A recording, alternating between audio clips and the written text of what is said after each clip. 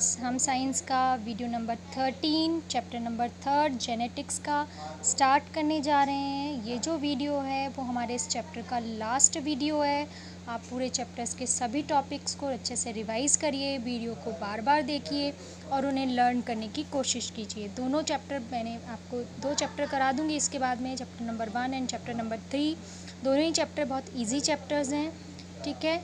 Now the last law of independent assortment, हमारा जो topic है आज के वीडियो का वो क्या है? The law of independent assortment.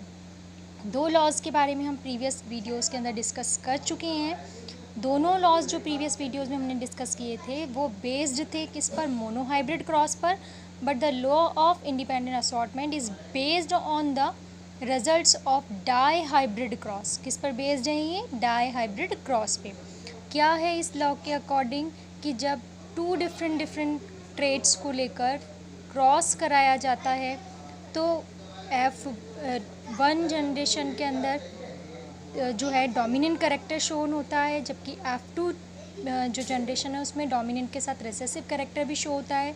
जब 2 पेयर्स ऑफ कैरेक्टर को लेते हैं तो दोनों ट्रेड जो होते हैं इनहेरिटेंस के लिए एक दूसरे पर डिपेंड नहीं होते हैं, दे आर इंडिपेंडेंट होते हैं अपने आप को शो करने के लिए, ठीक है।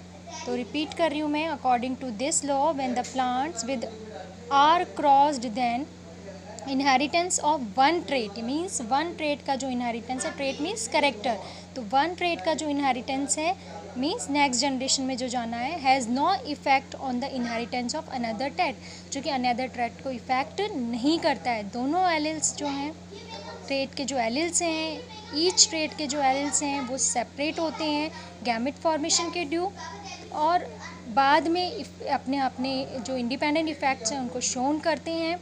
एग्जाम्पल से समझते हैं हम, when homozygous plant with a round and yellow seeds, 2 character हैं, एक तो कलर ऑफ सीड और एक size of shape of seed. तो जो डोमिनेंट करेक्टर है वो क्या है इसके अंदर? राउंड कैपिटल वाई और राउंड कैपिटल आर और येलो कैपिटल वाई। क्रॉस कराया जाता है इसका होमोजाइगस प्लांट विद रिंकल, है ना। दूसरे कैसे हैं? रिंकल स्मॉल आर और ग्रीन स्मॉल वाई, ठीक है। ग्रीन को रिप्रेजेंट करेंगे स्मॉल वाई से और रिंकल को रिप्रेजेंट करेंगे स्मॉल आर से, क्योंकि डोमिनेंट कैरेक्टर राउंड है और रिंकल रिसेसिव है। डोमिनेंट को कैपिटल लेटर्स में रिप्रेजेंट करते हैं और रिसेसिव को स्मॉल लेटर्स में। तो capital R for round seeds and small r for wrinkle seeds, capital Y for yellow seeds और small y for green seeds. इनमें क्रॉस कराते हैं, F1 जनरेशन प्रोड्यूस करते हैं। F1 जनरेशन में सभी डोमिनेंट होंगे, करेक्टर ही दिखता है आपको पता है, तो राउंड एंड येलो सीड्स होंगे। सारे कैसे होंगे? राउंड एंड येलो, ठीक है। After self pollination of F1 generation plant produce in F2 generation, ठीक है। प्लांट जो होते हैं वो F2 जनरेशन में दिखाई देते हैं। F2 generation shown the phenotypes and genotype ratio. कैसे होता है क्रॉस? देखिए, capital Y capital R small Y small R cross हो गया इनके बीच में, 1 जनरेशन मिल गई, capital Y capital R small R, ठीक है। F1 जनरेशन में सेल्फ पॉलिनेशन होता है, 4 तरह के गैमेट्स बनेंगे। पहले कैपिटल वाई को कॉमन ले लीजिए कैपिटल आर के साथ, एक स्मॉल आर के साथ, स्मॉल वाई कैपिटल आर के साथ और स्मॉल आर के साथ क्रॉस करा रहे हैं हम यहाँ पर। देखिए, एक तरफ मेल गैमेट्स लिख लिए हमने, एक तरफ फीमेल गैमेट्स लिख लिए। Capital R capital Y small Y capital R small R. In the same way capital Y small Y capital R small R, यही वाले सेम इधर लिख लिए, ठीक है। अब हुआ कैसे रेशियो देखेंगे इधर। पहले कैपिटल डोमिनेंट कैरेक्टर को लिखेंगे दोनों में से जहाँ भी है। यहाँ देखो, यहाँ भी कैपिटल वाई, यहाँ भी कैपिटल वाई, तो capital Y capital R. Next देखिए, यहाँ पे कैपिटल वाई, यहाँ कैपिटल वाई, तो कैपिटल वाई, यहाँ कैपिटल आर है, यहाँ कैपिटल आर लिख दिया, यहाँ स्मॉल आर है, यहाँ स्मॉल आर लिख दिया। नाउ नेक्स्ट, मैंने आपको कहा पहले डोमिनेंट कैरेक्टर को लिखेंगे, तो यहाँ तो स्मॉल वाई है बट यहाँ पर कैपिटल वाई, तो पहला कैपिटल वाई, फिर स्मॉल वाई, फिर यहाँ कैपिटल आर, ये भी कैपिटल आर, ठीक है। करना आ गया आप लोगों को। देखिए कैसे कर रहे हैं, एक बार वापस अच्छे से देख लीजिए। देखिए इधर कैपिटल वाई है तो कैपिटल वाई, इधर स्मॉल वाई है तो स्मॉल वाई, इधर कैपिटल आर है तो कैपिटल आर, इधर स्मॉल आर है तो स्मॉल आर। ठीक है, देखिए नेक्स्ट कैपिटल वाई, इधर इधर भी कैपिटल वाई, तो दोनों कैपिटल वाई है। इधर कैपिटल आर है लेकिन इधर स्मॉल आर है तो स्मॉल आर आ गया। फिर से इसके और इसके बीच में capital Y small R small R, capital Y small Y capital R small R, capital Y small R small R, इधर भी स्मॉल है इधर भी स्मॉल है। ठीक है, इसका इसके साथ, फिर इसका इसके साथ, फिर इसका इसके साथ, फिर इसका इसके साथ। नेक्स्ट लाइन में इसका और इसका कराएंगे तो देखो क्या होगा, कैपिटल वाई स्मॉल वाई, इधर क्योंकि स्मॉल है इधर कैपिटल आर है, इधर भी कैपिटल आर है। इधर देखिए क्या बनेगा, कैपिटल वाई पहले ऊपर से लिख लेंगे, यहाँ पे स्मॉल वाई है, यहाँ कैपिटल आर है, यहाँ स्मॉल आर है, small Y small R small, कि दोनों वाई स्मॉल है, दोनों वाई कैपिटल है, दोनों स्मॉल वाई, एक कैपिटल आर इधर से, इधर small R. In the same way capital Y capital R small R, capital Y small R small Y capital R small R. अब हम रेशो देखेंगे, ये F2 जनरेशन है। कौन सी जनरेशन है, F2 जनरेशन। कौन सा क्रॉस चल रहा है, डाई हाइब्रिड क्रॉस चल रहा है। हमने कौन से प्लांट्स लिए थे, येलो और राउंड, ग्रीन और रिंकल, लेकिन हमें 4 टाइप के प्लांट्स मिलेंगे। येलो वाला जो है वो रिंकल के साथ भी मिलेगा और राउंड वाला जो है वो ग्रीन के साथ भी मिलेगा। तो दो तो ये हैं, दो और, तो यानी येलो वाला राउंड से जुड़ा हुआ नहीं है, ग्रीन वाला रिंकल से जुड़ा हुआ नहीं है, इंडिपेंडेंट है अपने कैरेक्टर्स को शोन करने के लिए। यही लॉ है, ये लॉ ऑफ इंडिपेंडेंट असॉर्टमेंट। अब हम डिस्कस करते हैं इसका genotype and phenotype ratio. Phenotype ratio के अकॉर्डिंग ये कैसा होगा, फिनोटाइप के अकॉर्डिंग ये येलो एंड राउंड होगा 1, ये भी येलो एंड राउंड होगा 2, ये भी येलो एंड राउंड होगा 3। अगर 2 आर में से एक आर है तो वो राउंड होगा, 2 वाई में से एक वाई है तो येलो होगा, तो yellow and round 3, yellow and round 4, yellow and round 5, इसमें दोनों स्मॉल है इसको नहीं गिनेंगे, येलो एंड राउंड 6, इसमें भी नहीं आएगा, yellow and round 7, yellow and round 8, ये भी नहीं आएगा, ये भी नहीं आएगा, येलो एंड राउंड 9, तो क्या हुआ 9 हो गया। येलो एंड राउंड कितने हैं 9। नाउ ये येलो एंड ग्रीन, यो yellow and wrinkle 1, yellow and wrinkle 2, yellow and wrinkle 3 yellow and wrinkle हैं। फिर नेक्स्ट देखिए green and round 1, green and round 2, green and round 3 green and round है, और 1 कैसा है, येलो ग्रीन एंड रिंकल्ड है।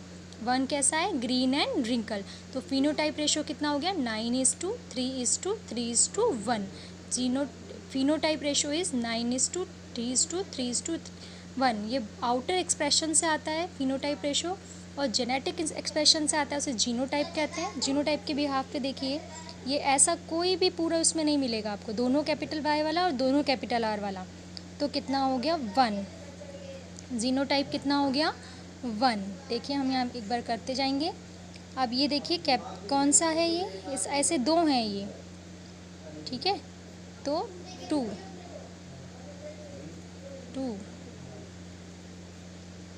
ये देखिए इधर ऐसा, एक तो ये है एक ये है, तो 2 ऐसे 1 2 3, देखिए सेम जीन है तो 4, ठीक है, ऐसा कोई भी नहीं है 1, चेक कर लीजिए आप पूरे उसमें, ठीक है, ऐसा 1, अब इसके बाद इसी का नंबर आएगा, ऐसा 1 एक ये रहा 2, फिर ऐसा 1, ऐसा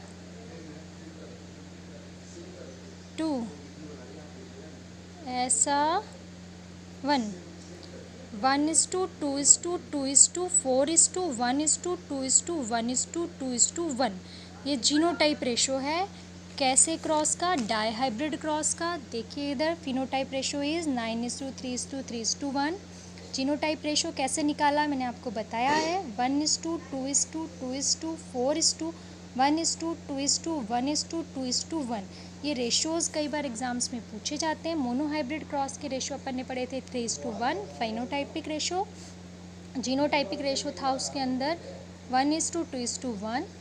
डाईहाइब्रिड क्रॉस का फिनोटाइप रेशो है 9:3:3:1।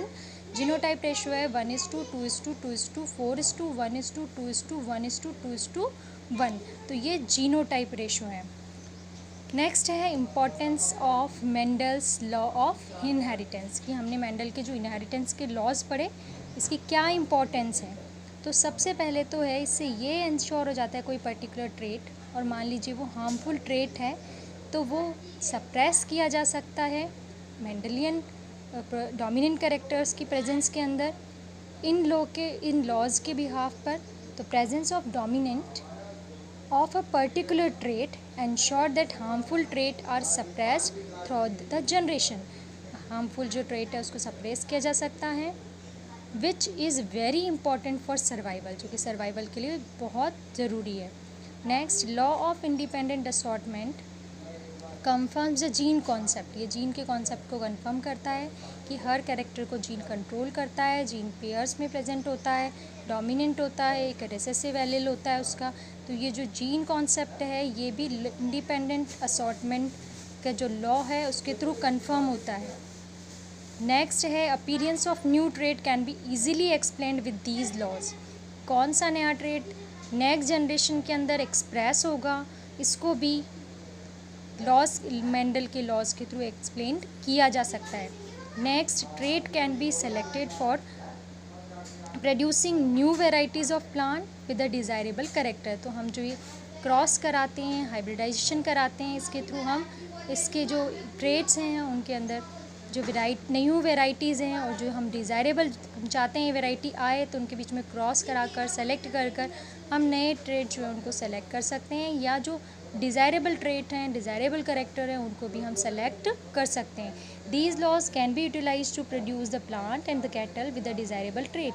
और इसकी तरह हम किसी प्लांट में अगर डिज़ायरेबल कैरेक्टर चाहते हैं तो भी हाइब्रिडेशन करा सकते हैं, या हम किसी कैटल के अंदर डिज़ायरेबल कैरेक्टर्स चाहते हैं तो भी हम हाइब्रिडेशन करा सकते हैं मेंडेलियन लॉज के बिहाफ पर। ठीक है। Next, the concept of Eugenix is based on the Mendelism. Eugenix मतलब एक ब्रांच होती है जो कि ह्यूमन जो है उसकी ब्रीड को इम्प्रूव करने की ब्रांड वो होती है जिसकी यूजेनिक्स कहते हैं अपन। वो भी किस पर बेस्ड है, ह्यूमन मेंडल्स लॉ से अपन एक्सप्लेन कर सकते हैं। Eugenics deals with the improvement in the human race. Eugenics जो है वो किससे डील करती है, ह्यूमन की जो रेस है उसके इम्प्रूवमेंट से रिलेटेड होता है ये यूजेनिक्स, और ये भी मेंडलिज्म पर बेस्ड है। किस पर बेस्ड है, मेंडलिज्म पर। तो बेटा ये आपका चैप्टर 3 कंप्लीट हो गया है। नेक्स्ट वीडियो के अंदर मैं इससे रिलेटेड क्वेश्चंस आपको दूंगी, जो एक्सरसाइज है वो मैं आपको सेंड करूँगी। आप क्वेश्चंस करना, पहले चैप्टर को अच्छे से लर्न करिए, देन क्वेश्चंस को करने की कोशिश कीजिए। आई होप आपको सारे क्वेश्चंस अच्छे से आ जाएंगे अगर आपने सारे वीडियोज़ इस चैप्टर के पढ़े हैं, अच्छे से ध्यान से पढ़े हैं। ओके।